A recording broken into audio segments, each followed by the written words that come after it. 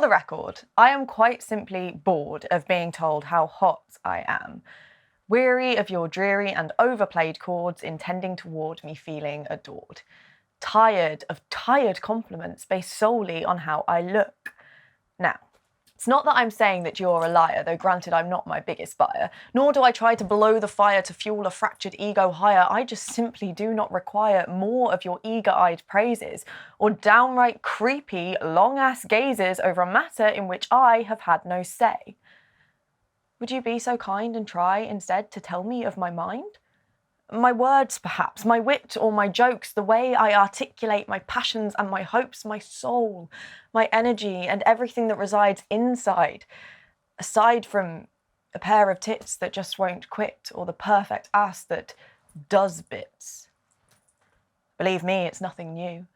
And I heard it well before you came along to enjoy the view. In fact, I've heard it so much, it's become the crutch of my self-esteem. With roots planted in ubiquitous glances and catcalls thrown as I walked the roads of my 11-year-old home. In an everyday battle against the girls at my school, in cruel MySpace comments and whispers in halls. In those days when a set of straight and starred A's meant nothing if I didn't make the attractive grade. Or being placed deliberately behind the taps of a bar because, don't you know, fit girls sell beer better by far. Or being congratulated on having lost weight. Yes, please give us a medal for the product of self-hate. When lessons of your worth are birthed with beauty coming head first. I have had enough of you looking at me in doe-eyed surprise when you cannot surmise why a girl who looks like me could know a thing or two about whiskey. I like a Lefroy, but some think it's too peaty. Who has not 1 but 2 degrees and reads constantly, has ideas and opinions of her very own and is perfectly content with being alone. Somewhere in here there's a girl who knows that she is worth more than the meat on her bones, the way her eyes were shaped and muscles sewn and skin toned and hair grown. But she is warring with a relentless force, a ruthless scrutiny of her form which reinforces a repulsive norm. Valuing our faces over our brains kickstarts a chain of enduring pain as we strain to maintain a flawless terrain to fit with a grain that we cannot sustain. I know. How dare the pretty one complain? Okay.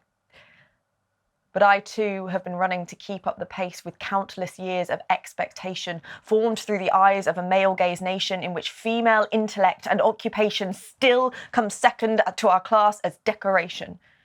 No wonder we are tired, and it makes me rage that a precedent is set at so young an age, a bar raised and a future paved where what we display is the rent that we pay. Building a world in foundations of shame, in which a year of making life-changing artistic waves got buried underneath the stones that I had gained. When did beauty gain more accolade than the difference we make or the paths we create?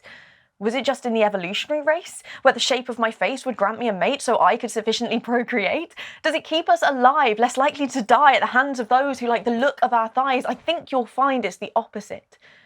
When rages ignite as the truth comes to light that our bodies are not theirs by right.